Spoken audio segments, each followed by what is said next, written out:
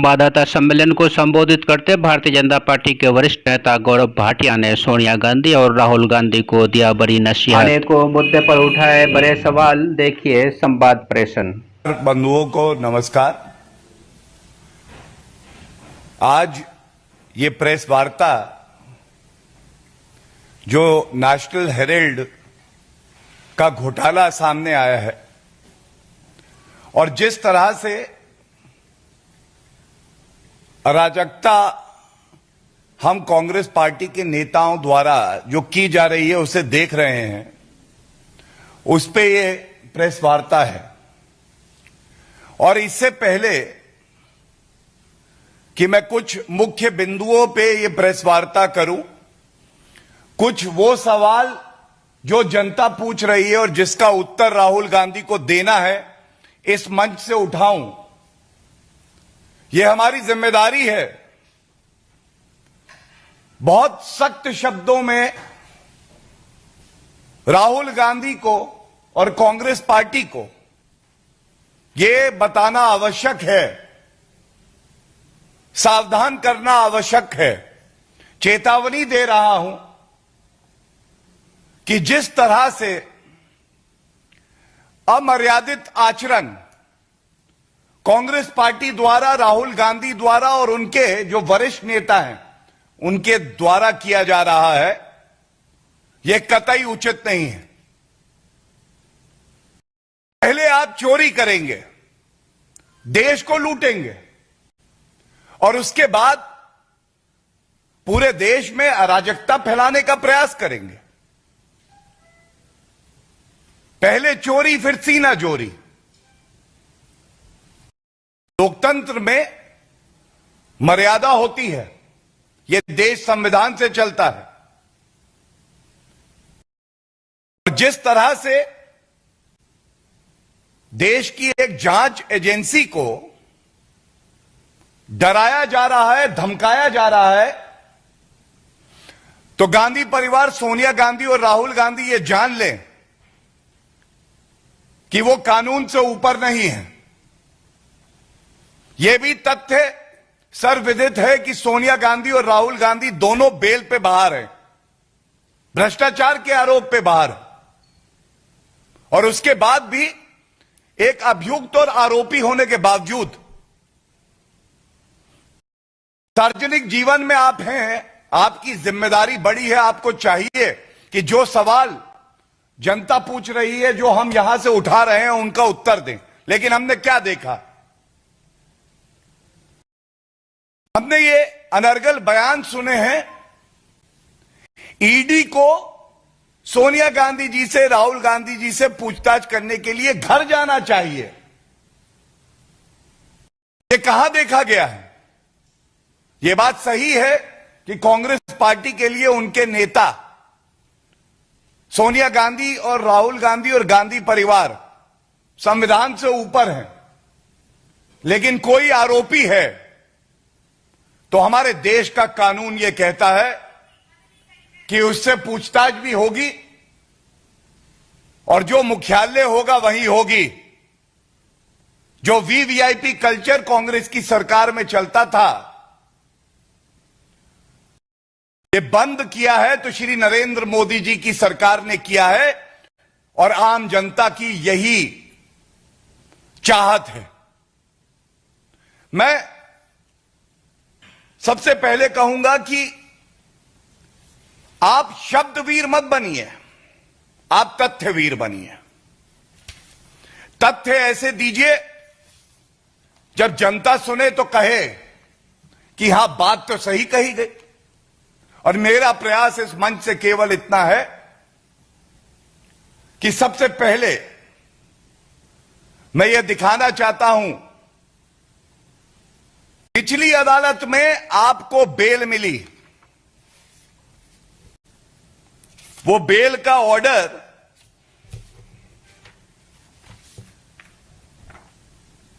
आपको एक आरोपी मानता है।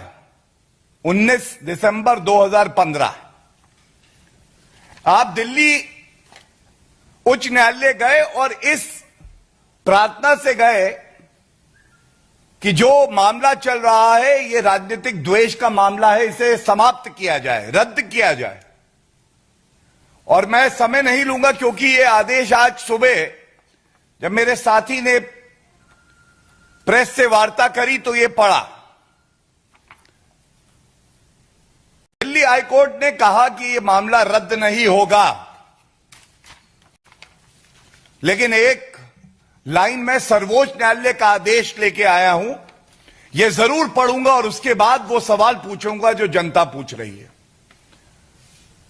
12 फरवरी 2016 सर्वोच्च न्यायालय, पहले प्रश्न पे क्या लिखा है? याचिकाकर्ता सोनिया गांधी जो एक्यूज्ड है, इन्होंने मांग करी मामला रद्द हो। सर्वोच्च न्यायालय ने जो कहा वो लाइन मैं जरूर पढ़ूंगा। Insofar as the determination rendered by the High Court in rejecting the prayer for quashing the proceedings against the petitioners is concerned, we find no justification in interfering therewith. हम हस्तक्षेप नहीं करेंगे। तो मेरा पहला सवाल आपसे यह है, क्या सर्वोच्च न्यायालय में, उच्च न्यायालय में सोनिया गांधी और राहुल गांधी की आस्था नहीं है? क्या आपकी आस्था इस देश के सर्वोच्च न्यायालय और उच्च न्यायालय में नहीं है? ये बताइए जनता को। इसके बाद ये बात सर्वविदित है कि किस तरह से जो अब इस दुनिया में नहीं है, कांग्रेस पार्टी के वरिष्ठ नेता रहे, गांधी परिवार के करीबी मोतीलाल वोरा जी पे ठीकरा फोड़ा जा रहा है। हमें तो कुछ पता ही नहीं है। जो भी किया मोतीलाल वोरा ने किया। मैं एक बात और प्रश्न उठाता हूं विधिक तौर पे, और इसका उत्तर राहुल गांधी अगर देंगे तो देश की जनता को अच्छा लगेगा। क्या यह सत्य नहीं है कि 38% की जो शेयर होल्डिंग है वो सोनिया गांधी की है और 38% की शेयर होल्डिंग जो है वो राहुल गांधी की है यंग इंडिया में? दोनों को जोड़िए 76%। और कानून यह कहता है कि 50% से ज्यादा 51% पे आपका कंट्रोलिंग स्टेक होता है।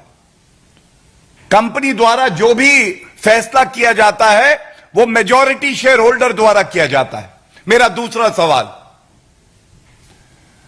जब कंट्रोलिंग स्टेक राहुल गांधी और सोनिया गांधी का है और गांधी परिवार का है 76% से ज्यादा, तो ठीकरा फोड़ा जा रहा है एक ऐसे व्यक्ति में पर जो आज दुनिया में नहीं है। तो यह फैसला किसने लिया था? यह जो घोटाला हुआ, घपला हुआ, मनी लॉन्डर किया गया, यह किसने किया? यह दूसरा सवाल है। तीसरा सवाल, डोटेक्स नामक एक कंपनी है जो 1 करोड़ का लोन देती है यंग इंडिया को, और यंग इंडिया वो कंपनी है जिसके पास 1 रुपए का असेट नहीं, जिसकी वैल्यूएशन 0 है। मेरा तीसरा सवाल है, राहुल गांधी जी अगर हिम्मत हो तो दीजिएगा, जिस कंपनी के पास 1 रुपया नहीं, 1 असेट नहीं, उसको एक और कंपनी 1 करोड़ रुपया क्यों देती है? कृपया करके देश को यह बताइए। इधर उधर की बात ना कर, यह बता गांधी परिवार ने देश लूटा क्यों?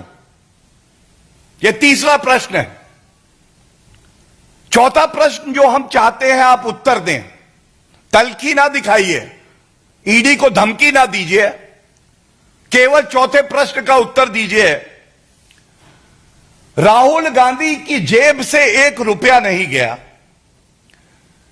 पहली जो किस्त 50 लाख की आई डोटेक्स की, वो उन्होंने पे करा, और जब पे करते हैं तो 2000 करोड़ रुपए की संपत्ति जो है एजेएल की, वो ट्रांसफर हो जाती है यंग इंडिया में। निष्कर्ष क्या है? जेब से 1 रुपया नहीं दिया, 2000 करोड़ की संपत्ति के मालिक, कंट्रोलिंग स्टेक जो 76% मैंने बताया है उसके हो गए। जो 50 लाख दिया वो भी किसी और कंपनी से लिया। ऐसा ट्रांजैक्शन राहुल गांधी जी हमने तो कभी नहीं देखा। कृपया करके उत्तर दीजिए।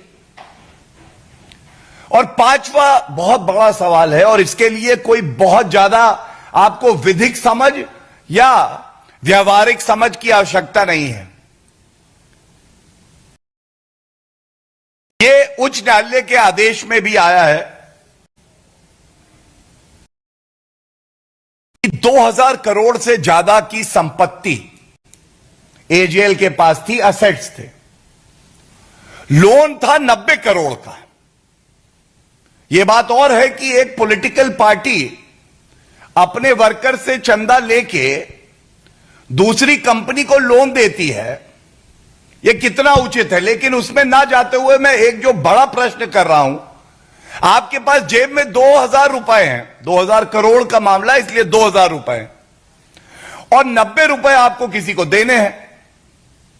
90 करोड़ का लोन है तो आप 2000 के पूरा का पूरा दे देंगे। आप उस असेट को बेच के 90 करोड़ का लोन दे सकते थे, लेकिन नहीं। मंशा क्या थी? मंशा यह थी कि यह 2000 करोड़ की जो संपत्ति है यह किसी तरह से यंग इंडिया में पहुंच जाए। यह मेरा पांचवा सवाल है, और मैं बड़ी जिम्मेदारी से आज यह बात कहता हूं। यह सवाल देश के सवाल हैं। आप ये जो बार बार कहते हैं, मैं आदरणीय प्रधानमंत्री श्री नरेंद्र मोदी जी से नहीं डरता हूं। राहुल गांधी जी, जो आपका ट्रैक रिकॉर्ड रहा है, जो आपके परिवार का ट्रैक रिकॉर्ड रहा है, भ्रष्टाचारी परिवार जिसके 3 सदस्य बेल पे बाहर हैं। कोई राजनीतिक परिवार है क्या भारत में जिसके 3 सदस्य बेल पे बाहर हो? सोनिया गांधी, राहुल गांधी, रॉबर्ट वाड्रा। यह बात सही है कि आपको अगर डर नहीं लगता है तो डर नहीं लगता है भ्रष्टाचार करने से। आपके परिवार को और पार्टी के लीडर को डर नहीं लगता है तो वो कानून तोड़ने से, और आपको डर नहीं लगता है जब आप धमकी देते हैं देश की एक जांच एजेंसी को। लेकिन यह भी सत्य है राहुल गांधी जी, आपको डर लगता है। आपको कानून से बहुत डर लगता है, क्योंकि अगर कानून से डर ना लगता होता, और आपका यह आरोप है कि राजनीतिक द्वेष से यह सारा मामला चल रहा है, तो आप सबसे पहले एक नागरिक की तरह न्यायालय का दरवाजा खटखटाते, एक आदेश लाते और कहते ये देखो, ये सत्य है, ये प्रमाण है मेरी ईमानदारी का। वो आप नहीं कर पाए। आपको उत्तर देने से बहुत डर लगता है। जब आपसे मुश्किल प्रश्न पूछे जाते हैं तो आप घबरा जाते हैं, तो आप इधर उधर की बात करने लगते हैं। और मैं बड़ी जिम्मेदारी से एक बात कहूंगा, एक नया प्रचलन है जहां जो हमारे देश की जांच एजेंसियां हैं उनके लिए अपशब्द कहे जाते हैं। कहा जाता है कि वो इडियट है, कोई उन्हें पालतू बुला लेता है। मैं कोई गलत शब्दों का इस्तेमाल तो नहीं करूंगा, लेकिन आज मैं आपको एक तथ्यों के आधार पर बात जरूर कहूंगा, जिसको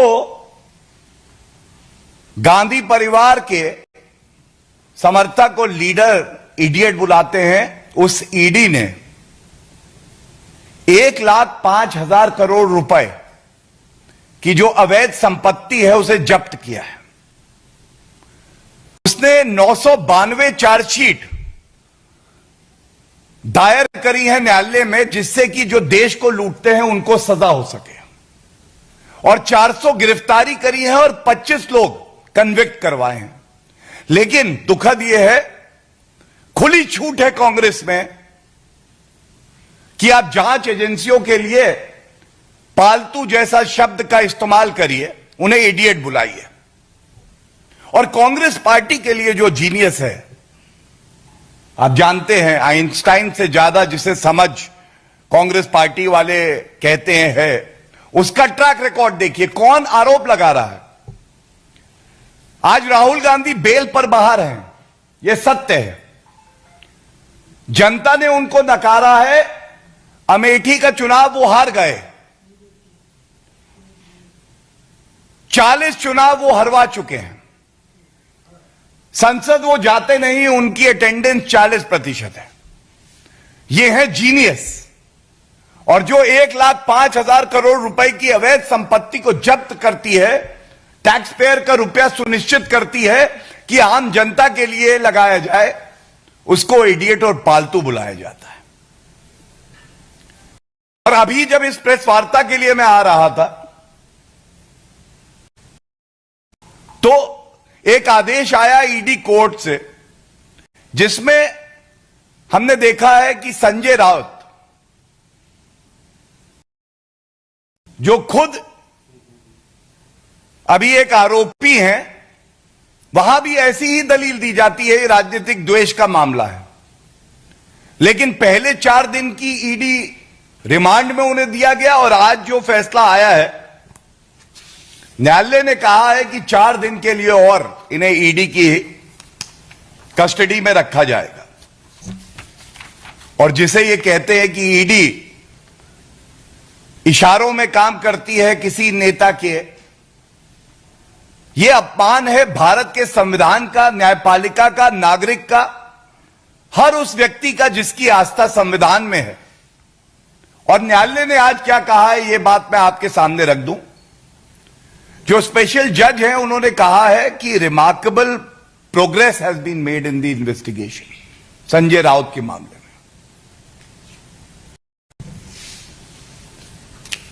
इसी तरह से पश्चिम बंगाल में भी हमने देखा है, ईडी ने न्याय संगत कार्रवाई करते हुए जो कदम उठाए, हमने देखा कि गुलाबी नोटों के पहाड़ दिखाई दे रहे थे, उसमें कार्रवाई हुई, किसी न्यायालय ने हस्तक्षेप नहीं किया। लेकिन बुरा कौन है? जांच एजेंसी है। सारे भ्रष्टाचारी इकट्ठे हो रहे हैं। जब देश को लूटते हैं तब नहीं सोचते हैं, लेकिन जब सवाल पूछो तो कहते हैं कि जो सवाल पूछ रहा है जांच एजेंसी बुरी है, इडियट है, पालतू है। यह इस देश के लिए कितना उचित है? इसीलिए ये राजनीतिक दल अलग थलग पड़े हुए हैं।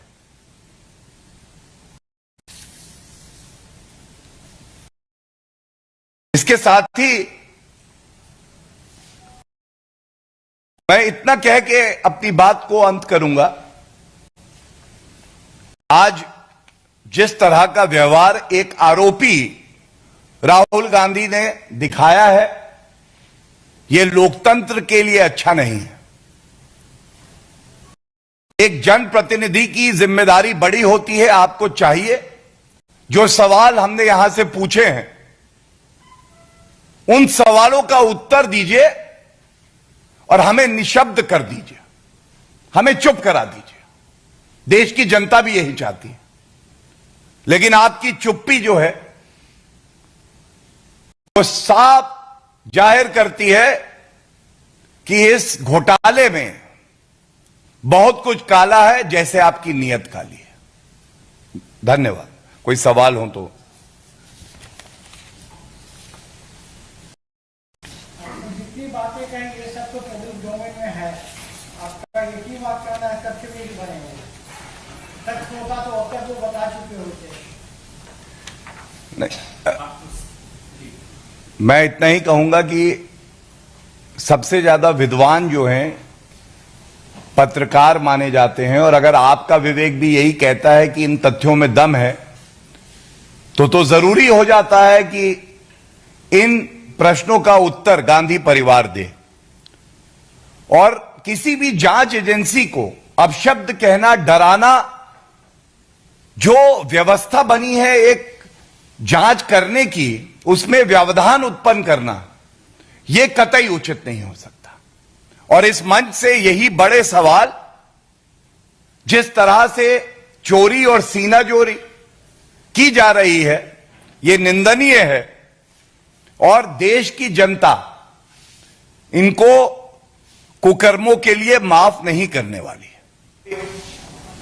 Okay, thank you. सर, जिस तरह से राहुल गांधी ने आरएसएस पर निशाना साधा और कहा है कि आरएसएस राष्ट्रभक्त पार्टी नहीं है, राष्ट्रभक्त संगठन नहीं है। सर्वप्रथम तो ये जो अभी प्रेस वार्ता हुई है उसके संदर्भ में भी और इस प्रश्न के उत्तर के संदर्भ में भी, एक आरोपी, एक भ्रष्टाचारी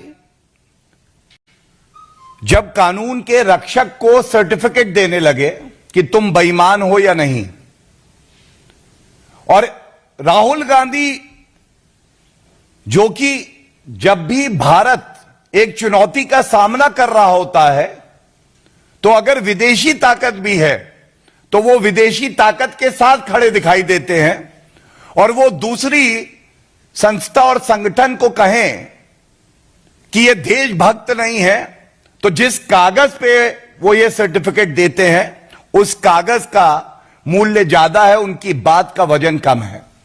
और आरएसएस की बात करते हुए केवल और केवल एक ही बात कहूंगा,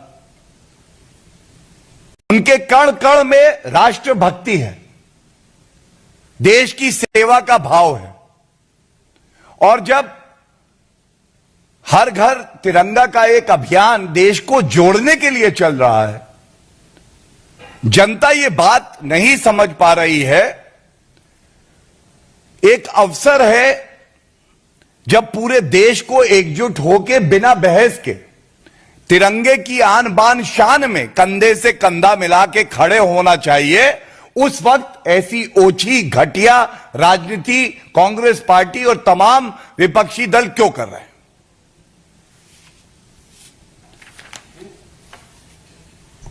That's it. Thank you so much for coming on a short notice. I'm very grateful. Thank you.